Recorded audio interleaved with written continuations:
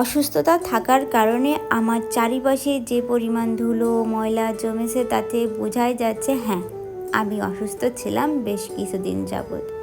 তাই তো সকাল সকাল সব কিছু নতুন করে শুরু করার জন্য সব কিছু পরিষ্কার করতে লেগে গেলাম।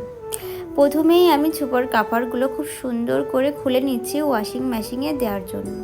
তোমরা অনেকেই আমাকে প্রশ্ন করেছো, আপু এই সুপার কাভারগুলো তুমি কোথা থেকে নিয়েছো?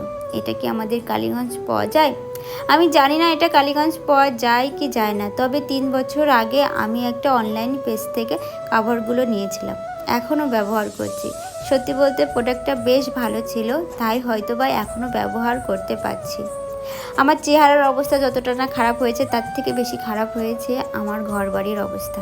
সত্যি বলতে নিজের চেহারার প্রতি অত যত্নশীল না হলেও নিজের শখের জিনিসগুলোর প্রতি আমি খুব বেশি যত্নশীল। তাই তো সুস্থ হওয়ার সাথে সাথেই সব কিছু পরিষ্কার করতে লেগে গিয়েছে। তোমরা অনেকেই আমার গায়ের গেঞ্জিটা নিয়ে অনেক প্রশ্ন করেছো। আসলে এই গেঞ্জিটা সাদা হওয়ার কারণে ওই গলার কাজটা কালো হয়ে গিয়েছে। মাঝে মাঝে আমার ঠান্ডা লাগে, আমি প্রচুর পরিমাণে সর্ষের তেল মাখি, যে কারণে গেঞ্জিটার ওই অবস্থা।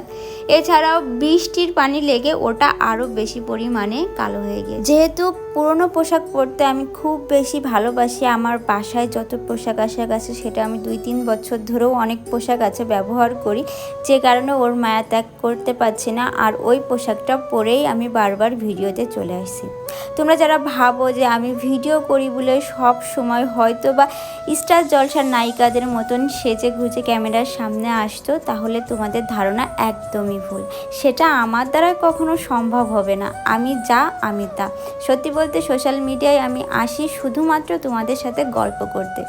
খুব ছোটোবেলা থেকে যেহেতু কথা বলতে খুব ভালোবাসি, তাই গল্প করতে আমি ভীষণ পছন্দ করি। আর যখন গল্প করতে পছন্দ করি তখন সব সময় তো সবার সাথে গল্প করা যায় না, আর সেটা সম্ভবও হয় না, যে কারণেই আমি বেছে নিয়েছি সোশ্যাল মিডিয়াটা, যেখানে আমি গল্প করলে যারা আমাকে ভালোবাসে তারা শুনবে, আর যারা আমাকে ভালোবাসে না তারা ইগনোর করবে। আর এটাই হচ্ছে আমি, একদমই সাদা মাটা একটা মেয়ে, যাকে তোমরা অনেকেই বলো পাগল, অনেকেই বলো গাধা, অনেকেই বলো ইস কি এমন ভিডিও করে যে ওর ভিডিও দেখতে হবে।